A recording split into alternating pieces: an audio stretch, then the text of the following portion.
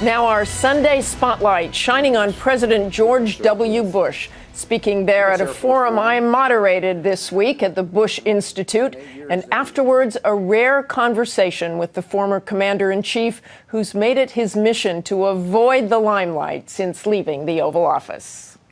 He has stayed as far away from politics as possible, making headlines for staying out of the headlines. No comment on the issues.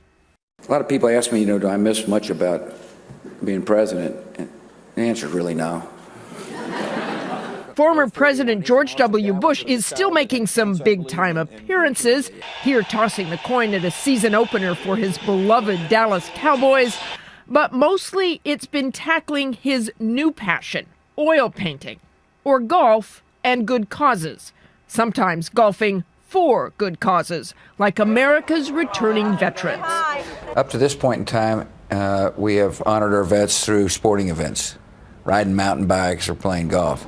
But the president decided that wasn't enough for the men and women he sent to war, this week announcing a massive study of post-9/11 veterans through his George W. Bush Institute and Syracuse University on how to reintegrate returning veterans into the civilian world and workforce. The former president and I sat down in Dallas, joined by veteran and nonprofit entrepreneur Jake Wood. We got a problem. Too many vets are unemployed. There's what we call a civilian military divide. In other words, the returning vets think one thing, the civilian population thinks another.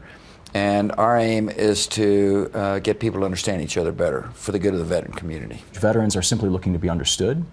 They're looking to be challenged. Wood is the perfect example. A former Marine Corps squad leader in Iraq and sniper in Afghanistan, he returned home to co-found Team Rubicon, a nonprofit made up of veterans and doctors who respond to disasters at home and around the world, from the Philippines to Oklahoma, putting the skills they learned in combat, logistics, team building, and problem solving to work.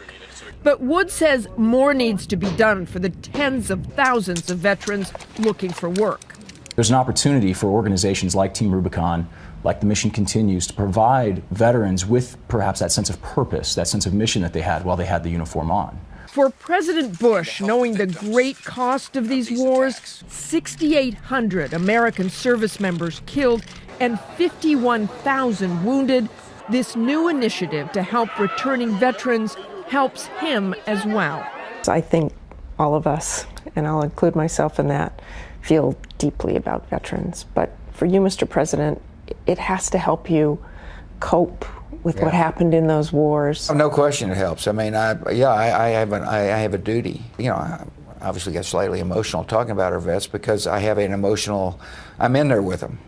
But I'm also, my spirit is always uplifted when I visit with vets. I say there's no self-pity. We've got a society that's incredibly comfortable, and too many people saying, oh man, woe is me, not our veteran community. They don't say woe is me. They say, what can I do to continue to serve? A warrior and his old commander-in-chief, shaped by the same wars, now reunited by a new struggle. How can we bring civilians and military service members together to share these stories so that there's a mutual understanding, so that as a nation we can heal together? Do you think? I think, let me, I'm sorry to butt in, but I'm not sorry to butt in because I butted in. But you're the president. Yeah, exactly. You get to. So here's what the country will ultimately understand. That one of the great resources we have in our nation is vets such as Jake. If he chooses to join the United States Marine Corps and serves in combat in 2 theaters, it's a pretty unique person who's willing to take that kind of risk and to make that kind of sacrifice. Well, those are characteristics which are hard to teach. Though the distance might seem great between the battlefields of Afghanistan and the bullet points of Bush's big study. Our mission here at the Bush Center is not only remind people that we have a duty to our vets, but to make sure that when they exercise that duty, it's done in an efficient way. Jake, for example, I'll make a pitch for him. He does good work, support his program. How about that? Hey, that's a good endorsement. Not bad. Yeah. Back now with the roundtable. Bill Kristol, Matt Dowd, you both have sons who served in those wars, war in Iraq, Afghanistan. The country's war weary. I know the president has great hopes for this study working and joining up vets with the workforce, but how do you keep the country interested? How do you go forward with this? Well, the country's war weary, but they're, I think, deeply respectful of what our veterans have accomplished, and I think they also understand that veterans don't want pity. Now, they may want a little help reintegrating into the civilian workforce, and I think that's happening an awful lot in the private sector. An awful lot of people in the military and out of the military are thinking about this, and I'm glad that President Bush is taking it on as well. Do you worry about the future for our veterans as the country forgets these wars? Well, yeah, I worry very much for them. I, as you know, Martha, I've been very critical of the president in the past, having served him and having served him in the 2 campaigns, was very critical of him and in the wars and all that. But I do have a son in that. I think the president has done yeoman's work on this. You can tell the president's heart's very connected to this. I had a son who was fluent in Arabic, served in Iraq. He came back here, and the job he has now, he runs the operations for a charter school in the projects in Brooklyn.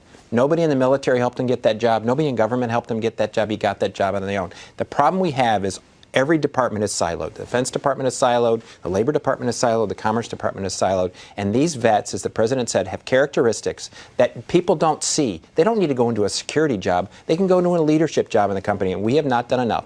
I was just in it's coordinating. I was just in Los Angeles. Things. 8,000 veterans are among the homeless. 8,000 veterans. That's definitely what they're looking at, too, at the Bush Institute. And Donna, very quickly, I just want to see how you feel about the reputation of George Bush after that war. Has the public softened on him when he does things like this? There's no question. Like many presidents after their term in office, the American people get to see another side of them. But I just want to say, as a daughter of a veteran, we value their service, their sacrifice. But with 10% or more unemployed, we need to help them find work.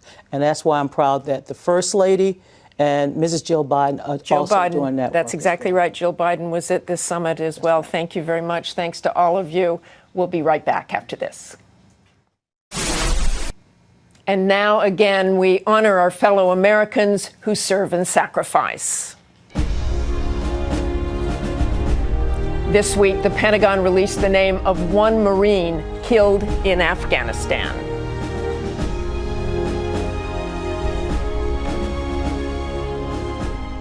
That's all for us today. Thanks for sharing part of your Sunday with us. Check out World News with David Muir tonight. And before we go, a shout out to our newest viewer, Liam Gerard Alexander Zachary. There he is with proud mom and this week producer Kate McCarthy. Liam was born Tuesday. Give him a few days and he'll be ready to join the roundtable. Our best to Kate, her husband Drew, and of course little Liam.